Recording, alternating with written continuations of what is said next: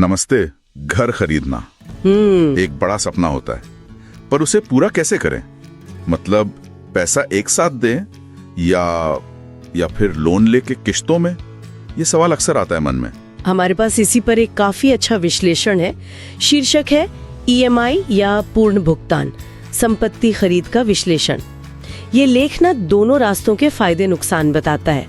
तो आज हम इसी की गहराई में उतरते हैं जरा, ताकि ये बड़ा फैसला लेने में थोड़ी आसानी हो। क्यों? ठीक है ना? अच्छा, तो सबसे पहले ईएमआई, इक्वेटेड मंथली इंस्टॉलमेंट, ये क्या चीज है? ये वो फिक्स्ड अमाउंट है जो लोन लेने पर हर महीने देना होता है। इसमें आपका मूलधन भी होता है और ब्याज भी। और लेख कहता है कि इसका सबसे बड़ा फायदा, शुरू में आपको बहुत सारे पैसे नहीं चाहिए, बस वो 10 से 25% डाउन पेमेंट दीजिए और घर आपका। ये तो काफी राहत की बात है। बिल्कुल।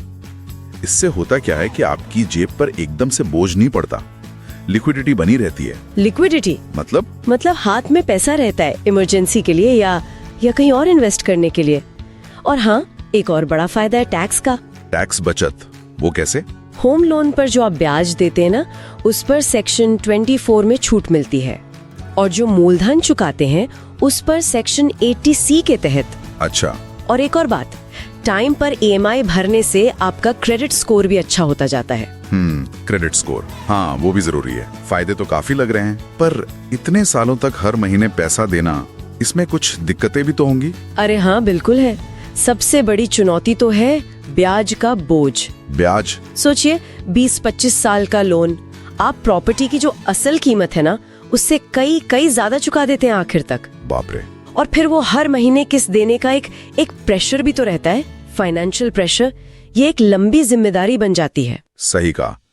ये तो हुई ईएमआई की बात। अब आते हैं दूसरे ऑप्शन पर, फुल पेमेंट, मतलब प्रॉपर्टी की सारी कीमत एक बार में, कोई लोन नहीं। वाह। हाँ, इसका मतलब तो हुआ पूरी मानसिक शांति, कोई टेंशन नहीं हर महीने की। एकदम।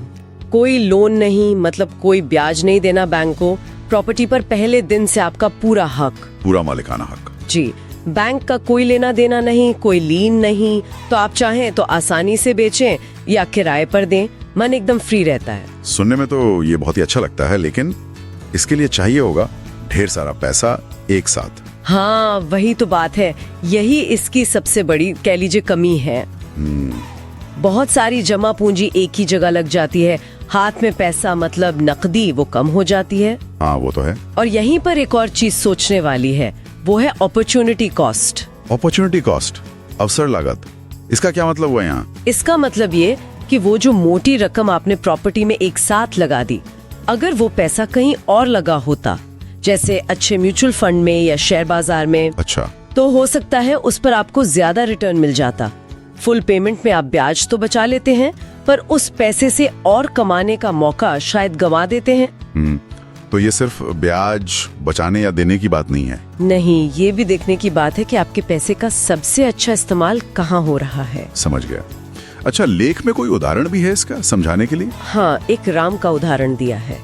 मान लीजिए उसने 20 लाख का प्लॉट खरीदा। ठीक है। अगर वो ईएमआई लेता, मान लीजिए 5 लाख डाउन पेमेंट और 15 लाख का लोन 9% पर 20 साल के लिए, तो उसे पता है कुल कितना देना पड़ता? कितना? करीब 32.4 लाख रुपए, जिसमें से 12.4 लाख तो सिर्फ ब्याज ही ब्याज होता। अरे बाप रे, 12 लाख से ज्यादा का ब्याज? जी। और फुल पेमेंट में वो देता सिर्फ 20 लाख एक साथ। तो जाहिर है उसने फुल पेमेंट ही चुना होगा, इतना ब्याज कौन देगा? यही तो मजा है।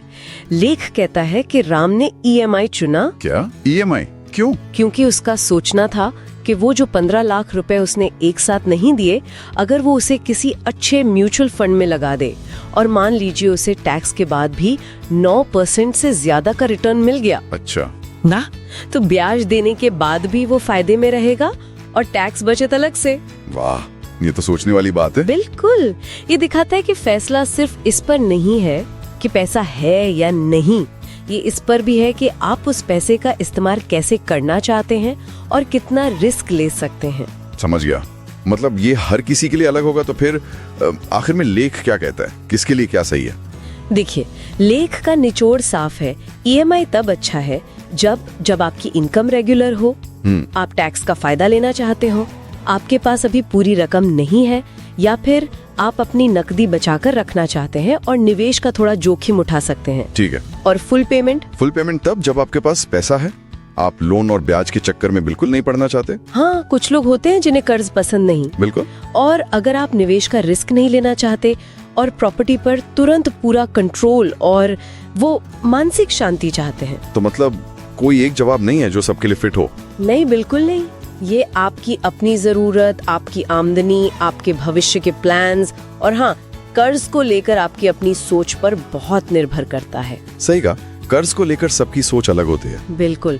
प्रॉपर्टी खरीदना सिर्फ एक फाइनेंशियल फैसला नहीं है, ये एक इमोशनल फैसला भी है कहीं ना कहीं। खैर, आज की चर्चा को यहीं रोकते हैं, लेकिन जाते जाते एक सवाल छोड़ जाते हैं सोचने के लिए। जरूर।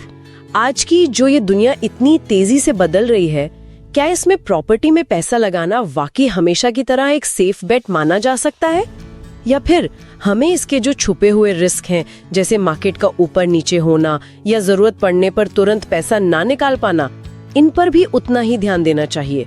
सोचेगा जरूर इस पर।